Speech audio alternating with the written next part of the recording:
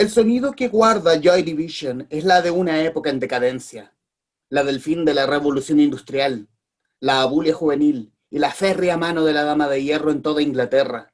También la de un punk que se quedaba con Sex Pistols y The Clash, y que de la mano de un cuarteto venido de Salford y de muy fugaz historia dejaron su relato escrito en las murallas de la posteridad. Y en el capítulo de hoy del Traficantes de Cultura, que va a ustedes a través de la señal de radiotouchtv.cl y en las fanpage de Mundo Películas y de Libro Show, vamos a hablar de música y vamos a hablar también de una banda que, si bien tuvo una corta vida muy fructífera porque dejó tremenda huella en la historia musical. Les hablo de Joy Division y les hablo especialmente del libro Joy Division, El fuego helado, escrito por el cronista español Marcos Gendre, que está en este momento en contacto desde España. Marcos, bienvenido. Muchísimas gracias por aceptar conversar acerca de este tremendo libro. Pues siempre es un placer, como he hablado hace poco con Rosana, pues Montalbán, pues poder hablar con Chile, bueno, con cualquier entrevista desde Chile, siempre es bienvenida. Y aquí yo quiero irme a la idea del libro, porque uno lee perfiles biográficos o de frente biografías acerca de un personaje en especial o de un grupo, pero en este caso aquí esta es una mezcla de perfil biográfico y también un tras bambalinas de los dos discos de Joy Division. Y aquí yo quiero ir a la idea. ¿Cómo nace la idea de hacer un libro como este? Pues mira, la idea es, como bien dices, pues primero evitar el tema biografías o el tema un poco ya que a veces es hasta wikipédico, porque creo que realmente sobre Joy Division se ha escrito demasiado, ¿no? Mucho y siempre, muchas veces, lo mismo con diferentes palabras. A mí las biografías al uso siempre me han echado hacia atrás, o sea, salvo contadas excepciones. Siempre en el caso de Joy Division, lo que me parece que es interesante es precisamente el abordarlos sobre su impacto en los últimos 40 años. O sea, quiero decir, estos discos, hablo de estos discos, por supuesto, de lo que yo entiendo como, bueno, hay citas, por supuesto, de los miembros, de periodistas del momento, de todo, pero que también entran en un radio de acción que llega hasta nuestros días, ¿no? Y eso para mí era lo más interesante, no solamente también entender Joy Division como un ente musical, sino como un foco catalizador de diferentes culturas que van del cine a la literatura, a la música. En toda la órbita de Joy Division está de William Burroughs, a Apocalypse Now, a las pelis de Werner Herzog, a todo ese imaginario que es lo que les dio la esencia de lo que eran, ¿no? Y creo que para mí eso es lo que más me motivó realmente. Pues más que eso, lo que me motivó fue escuchar grupos como Disco Inferno, o que supieron coger el concepto de lo que hicieron Joy Division, sobre todo a través también de la labor de Martin Hannett, que aunque no se diga era el quinto Joy Division, para mí está clarísimo, y entender dónde están las huellas más interesantes de lo que han hecho a lo largo de todo este tiempo, ¿no? Bueno, vamos a hablar, porque una de las preguntas que tengo en la pauta que tengo justo al frente en el computador es del quinto Joy Division, que es Martin Hannett. Pero antes de eso, Sí, bueno, sí. tenemos este libro estrenado en Chile en 2019 a través de los amigos de Santiago Ander. Muy agradecido también del contacto que hicieron, que nos juntó hoy en esta reunión virtual. Eh, ¿Cómo llega la invitación a publicar en Chile? Pues mira, la invitación llega a través de Santiago Ander y de una manera muy curiosa realmente, porque él me envió un email con varias fotos adjuntas en las que aparecían fotos de libros míos, pero publicados en Chile. Entonces él lo que me explicó era que lo que le interesaría era publicar este libro en particular para empezar en Chile, pues de una manera pues, bien editada y de manera oficial, ¿no? Entonces, a mí realmente que mi trabajo se divulgara ya de esta manera, pero fuera de forma, digamos, pirata, ¿no? Como los discos piratas de los años 80, 90, me parece maravilloso realmente, o sea, me encantó. pero sí que la verdad pues que fuera parte de este libro, pues para mí sinceramente fue importante, más que nada porque Joy Division no deja de ser una parte para mí básica de mi educación musical y de incluso aún hoy en día, 30 años después de haberlos escuchado por primera vez, sigue siendo una fuente de la que sigo aprendiendo y de la que sigo extrayendo conclusiones y diferentes reflexiones.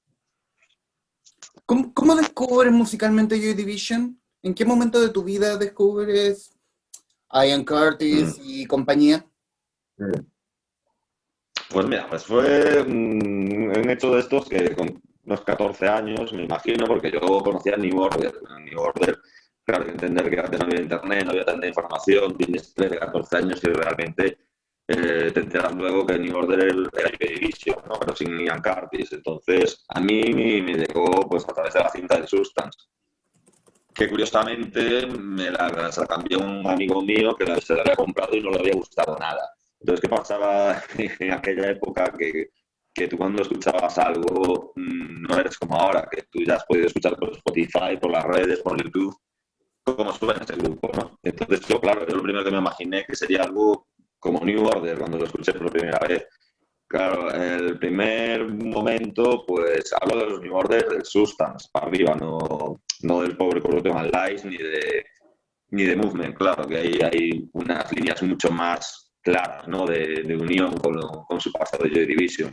Entonces, claro, para mí al principio fue como como todos estos descubrimientos. Al principio fue un chasco, pero después de quitarte el prejuicio de la idea que te has formado por anticipado, pues, vas descubriendo todo lo que hay ahí, todo lo que había ahí era un caudal de, de, de invenciones y de cosas que en ese momento no entiendes, que son invenciones, pero que realmente están ahí, que lo siguen siendo todo este tiempo, todo este tiempo después, o más todavía, porque yo creo que los contrastes con referencia a lo que ha venido después, siguiendo la línea que lo que hicieron Joy Division, es que te genera una comparación automática, ¿no? Con todo. Entonces, digamos que esas, esas espeleologías, esas invenciones, esos descubrimientos, aunque sea por error, incluso son más sorprendentes escuchados hoy en día que en los años 80 o 90, realmente. Y por ahí vino, o sea, realmente, claro, lo escuchas, sobre todo canciones como Atmosphere, en mi caso, Low Ultra Sapar, o la versión extendida de Sys Lost Control, y claro, es algo que ya son pilares que se te quedan ahí grabados en la memoria para siempre. Quiero irme a la identidad a la identidad de Joy Division y conectarlo con, ahora sí, con el quinto Joy Division, que es Martin Hannett. Leyendo la historia, uno ve que Hannett era un tipo que vivía absolutamente al límite, pero a su vez era un Sí. genio que supo moldear o enrielar a este grupo de chicos liderados por Curtis. Eh, ¿Cómo fue el Sí. legado de Hannett en esta identidad creada en Joy Division? Para mí la base es que cogió un grupo en blanco y negro que venía del punk y le dio color. O sea, básicamente, le dio una dimensión más a su sonido. Le encantó esos sonidos de ascensores, esos sonidos, esos sintetizadores, ese vacío, generar ese vacío en el sonido entre una guitarra que no suena a guitarra, sino que suena como una cuchilla ahí que está marcando los compases en el tiempo, está cortando el tiempo, realmente no está ejerciendo la labor de riff ni en ningún momento prácticamente, salvo en momentos muy puntuales. Lo que el trabajo que hizo con la batería de con Stephen Morris, básicamente convertirlo en un hombre máquina, en un sintetizador humano, una caja de ritmos humana, creo que fue fascinante en el sentido de que era un poco como hacer lo que ya se estaba haciendo en Alemania desde hacía unos años, pero a través de máquinas, a través de sintetizadores, pero él que sigue utilizando también sintetizadores a través de instrumentos, digamos, normales, no habituales. No me gusta la palabra normal porque los sintetizadores son anteriores a las guitarras eléctricas, por ejemplo. Entonces ahí siempre hay una confusión y hay una discusión importante. Pero me parece que lo de Martin Hannett, más allá de que a ellos cuatro, el resto del grupo, no les gustó en su momento, más bien odiaron su trabajo, yo creo básicamente porque se apropió de lo que hicieron ellos y les dieron una identidad que ni siquiera ellos mismos eran conscientes de que tenían, ¿no? Y yo creo que estamos hablando de un personaje que se puede comparar con Joe Meek y con este tipo de productores que estaban obsesionados con los límites del sonido, ¿no? Y con sus posibilidades. Estamos hablando de una persona que una vez al mes quedaba en un coche perdido en medio de una carretera, de una autopista de no me acuerdo qué pueblo inglés o qué sitio de Inglaterra, bueno, o de Manchester, con dos personas para decirle los sonidos que tenía en su cabeza y que pudieran reproducirlo a través de las máquinas, ¿no? A través de su trabajo y de sus herramientas. O sea, un auténtico pirado en el buen sentido de la palabra, ¿no? Yo creo que lo que dotó a The Division fue brutal, o sea, fue una maravilla, o sea, fue increíble. En el sentido ese que le dio ese vacío, que ese vacío al fin y al cabo es toda una sonoridad más, ¿no? Una capa más de sonido de profundidad, que es lo que ha sido Joy Division hasta ahora, y que sin Martin Hannett hubiera sido incomprensible. Incluso su influencia posterior, cuando él ya no estaba realmente, o sea, digamos que aunque no está Power Corruption and Lies, el segundo LP de New Order, ellos ya lo que estaban haciendo era aprender todo lo que tenían, lo que habían adaptar, lo que habían aprendido de ellos a lo largo de este tiempo y, y llevarlo a la práctica, ¿no? Yo creo que es, o sea, a estas alturas, por ejemplo, en una comparativa, es como decir que George Martin a veces se llama por el quinto Beatle, ¿no? Pues yo creo que es más el quinto de división esta persona, o sea, Martin Hannett, que George Martin de los Beatles, por decirlo de alguna manera. Súper claro. Perdón. Se escucha una interferencia en el micrófono. No tienes el micrófono en algo topando. No, ahora mismo no. O sea, estoy... Ya no importa. No, entonces da lo mismo. Da lo mismo. Quiero irme, Vale. quiero irme a la figura de Ian Curtis. Tienes una crónica dedicada a él, al lugar de Ian Curtis en la historia de Joy Division y sus influencias literarias. ¿Qué tanto de eso se unió a la misma identidad creada en Joy Division? Me comenta sobre esa influencia literaria que tenía Ian Curtis en todo lo que era Joy Division, al fin y al cabo, ¿no? Yo creo que lo de Ian Curtis iba más allá de sus influencias literarias. O sea, por ejemplo, lo que estaba obsesionado, por ejemplo, era sobre los textos, libros de fondos, sobre los horrores de la Segunda Guerra Mundial, por ejemplo.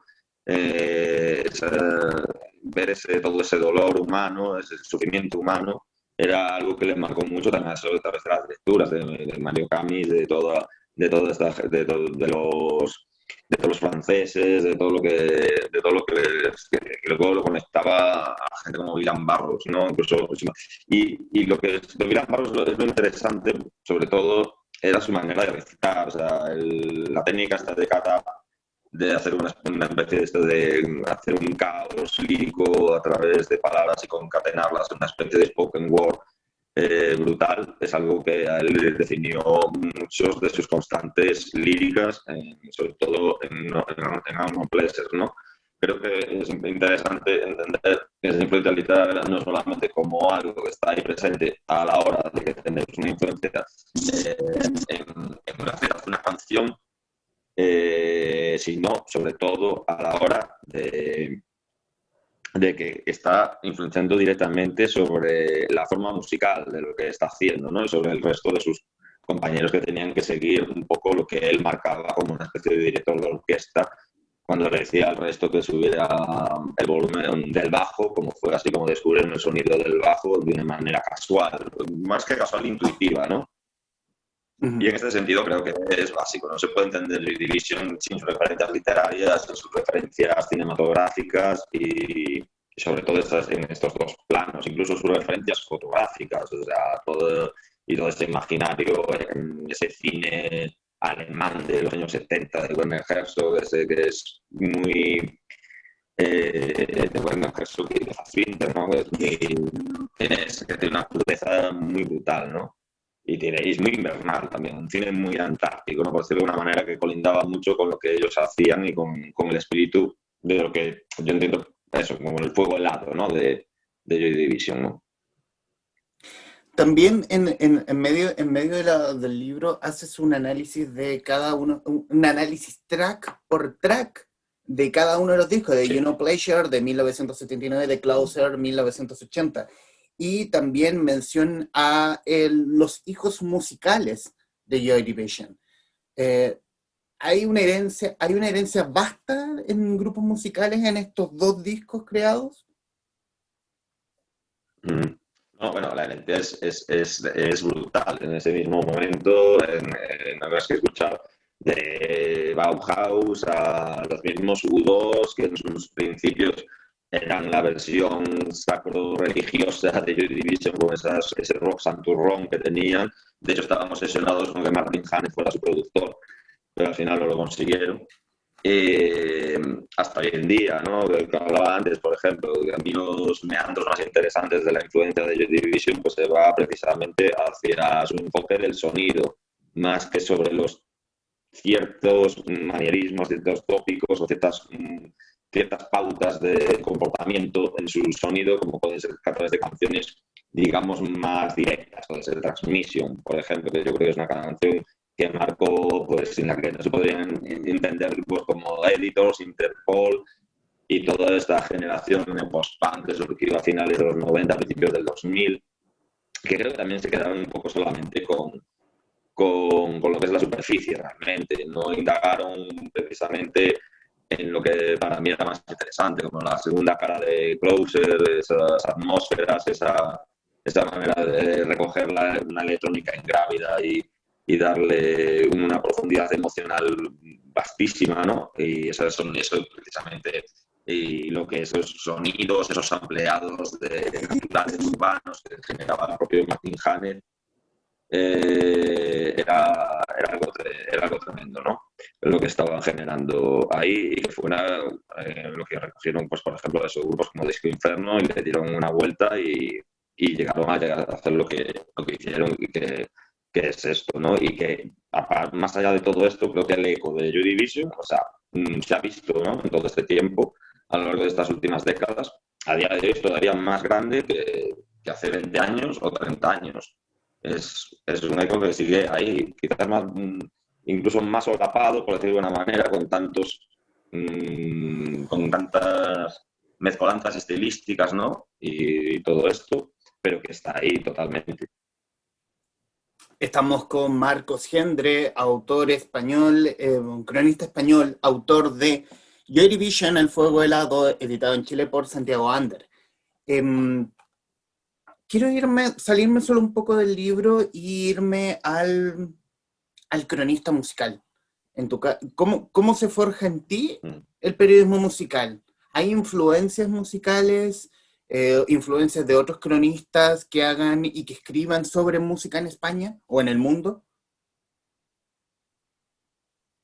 A ver, a mí, sobre todo, es una figura que a mí me ha marcado de alguna manera, pero no porque ya intente escribir como él, ni mucho menos, sino porque sobre todo me ha influenciado a nivel de ver la panorámica musical de otra manera y quizás de una manera como de tomársela mucho más en serio, ¿no? Por decirlo de alguna manera, e intentar ir más allá de precisamente de lo que nos muestra la superficie. Simon Reynolds, o sea, yo creo que Simon Reynolds es el periodista más lúcido de estos últimos 30 años. De hecho, puedo decir que de las casi 1000 entrevistas que habré dado, de hecho, a lo largo de mi vida, para mí, sin duda, una de las más emocionantes y más interesantes fue precisamente a Simon Reynolds. No fue un músico ni mucho menos. En este sentido, sí, para mí, en este caso, a mí me ha dado sobre todo una preocupación, o sea, es algo que te inculca como una preocupación por investigar y no quedarse siempre con lo más fácil, ¿no? Que es una simple crítica, sino intentar ir al análisis e intentar también entender un poco cuál es nuestro entorno en base a la música y las referencias culturales que tenemos.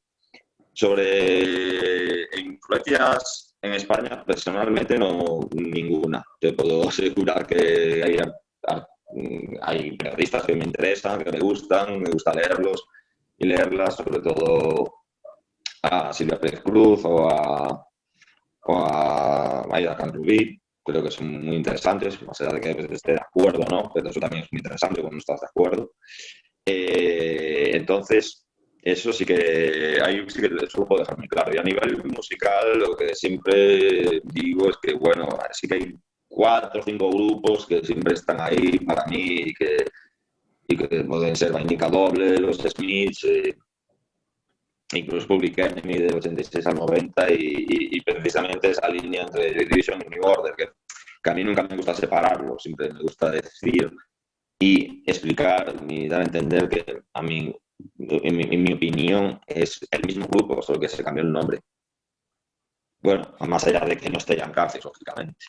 Bueno, ya que tocas el punto de esta transformación de Joy Division a New Order, porque uno ve leyendo el libro y siguiendo ahí, haciendo un trabajo mínimo de YouTube, lo digo por mí, tienes como una sombría alma de Joy Division muy tomado desde el post-punk a esta alegría con tintes pop sintetizados de New Order. También me llevé una sorpresa cuando descubrí que New Order venía de Joy Division. Eh, Sí, sí. ¿Cómo fue el trabajo? Porque ahí es un trabajo doble que es empezar de cero, quitándose, no sé si lastre sea la mejor palabra, pero sí el peso que era el peso de Ian Curtis como frontman del grupo. ¿Cómo fue ese tránsito de Joy Division a New Order?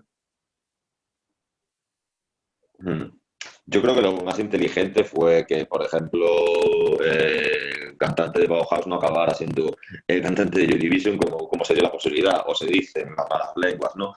Lo más inteligente que pudieron hacer fue lo que hicieron realmente, que fue no intentar sustituir a Ian Curtis por otro frontman, sino coger precisamente a Gillian Gilbert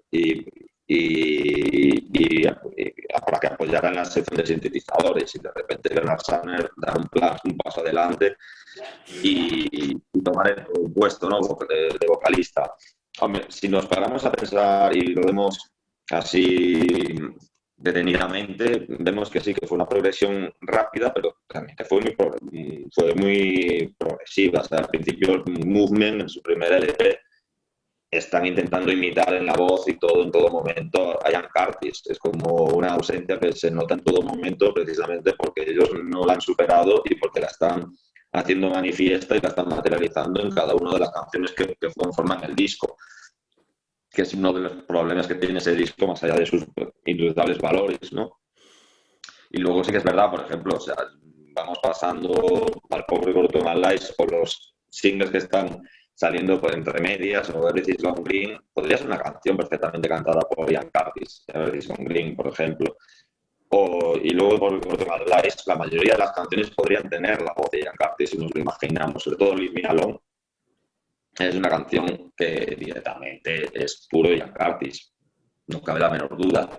Pero sí que es interesante porque, claro, ahí es cuando encuentran la música disco y cuando le dan el toque funk y cuando descubren una canción como Temptation, que para mí es el meridiano, ¿no? El meridiano en el que sí que podemos distinguir ya la diferencia entre Joy Division y New Order. Temptation es lo que les lleva hacia un nuevo mundo y hacia un nuevo sonido y hacia y sonando a topicazo, ¿no?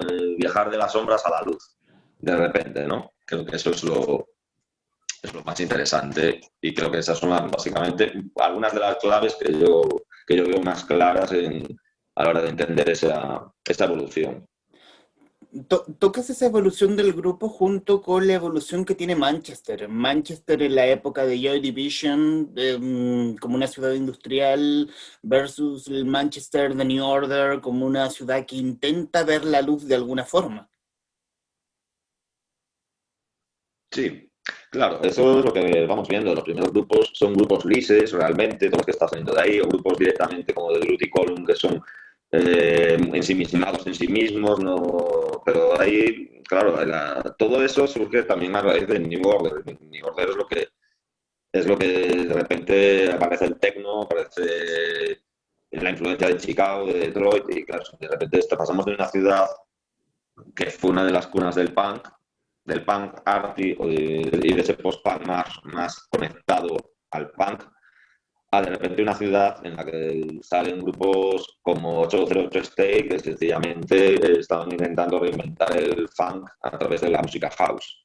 Entonces, el cambio es brutal y si nos paramos a verlo, realmente es en un periodo de tiempo muy corto. O sea, todo esto sucede en los años 80 ya.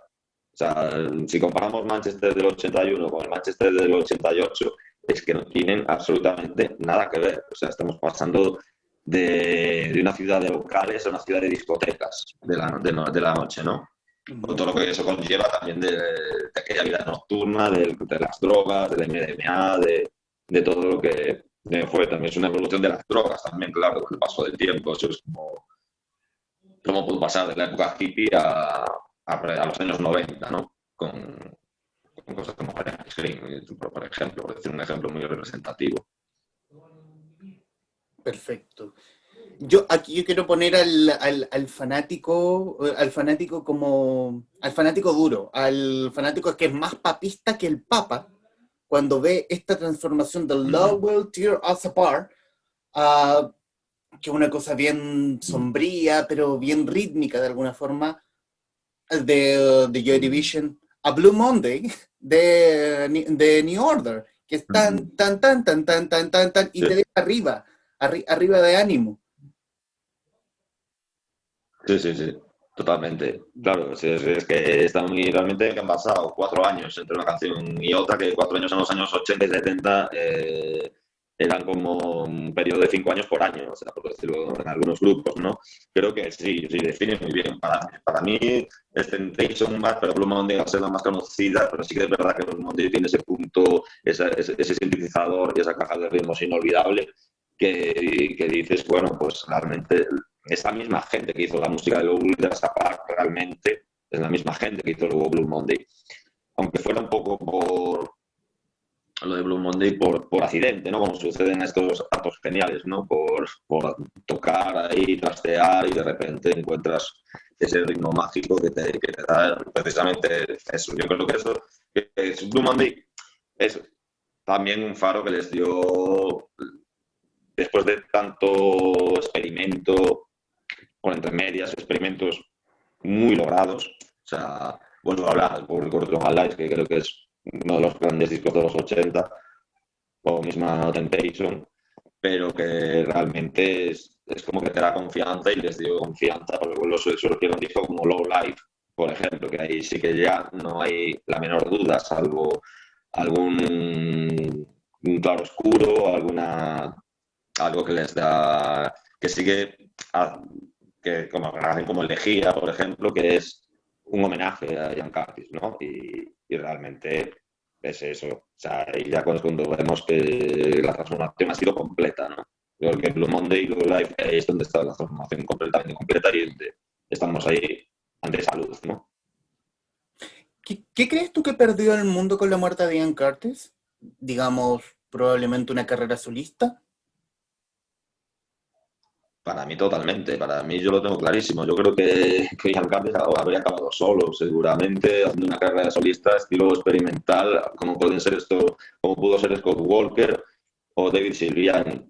Lo tengo clarísimo. O sea, son gente que venían de cosas más arquetípicas, por decirlo de alguna manera, que nunca fue arquetípico realmente lo que hicieron unos en Japan y lo que hizo Scott Walker en sus primeros años, ¿no? Pero creo que Ian Curtis era alguien que habría acabado dentro de la vanguardia total y absolutamente. No me lo imagino cantando de la misma manera 30, 40 años después, Low Will Tear Us Apart, ni mucho menos. Yo creo que la gente que al fin y al cabo eran de una mentalidad post-punk. Aunque luego hubo mucho post-punk que acabó siendo absorbido por esa industria con la que en principio no estaban aliados, pero sí que creo que sus convicciones eran lo suficientemente fuertes como para entender que había un espíritu que también estaba marcado para seguir sus pasos en una carrera en solitario, que luego a lo mejor no hubiera seguido con Joy Division. No sé. Bueno, yo creo que hubieran aguantado algunos años más. Nos hemos perdido mucho, pero también hay que entender que lo que nos habríamos perdido, y puede sonar muy mal lo que estoy diciendo también, si Ian Curtis no hubiera dejado su puesto a lo que luego fue New Order, ¿no? Realmente. Pero bueno, sí, yo creo que se perdió, realmente lo que se perdió fue una carrera majestuosa. Esa es la realidad, porque aunque Bernard Sumner estaba siempre en la sombra, realmente para mí era tan importante como Ian Curtis en Joy Division, el que marcaba esa personalidad, el que daba toda esa intensidad era él, a través de su presencia ya directamente, ¿no? Y con esa voz. ¿Y qué guarda el Manchester de hoy del legado de Joy Division?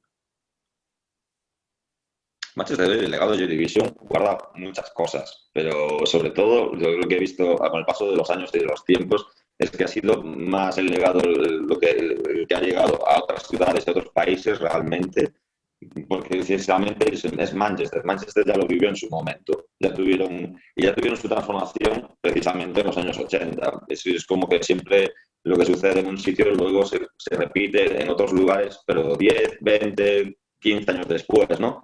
Creo que Manchester mantiene sobre todo esa manera sombría, digamos, endogámica y muy apegada al contexto de su ciudad, como lo hacía Joy Division. Un ejemplo, el otro día murió Roger Quagly, el de Mongoose Brothers, que para mí era un ejemplo de lo que significó por los Smiths y Joy Division en Manchester.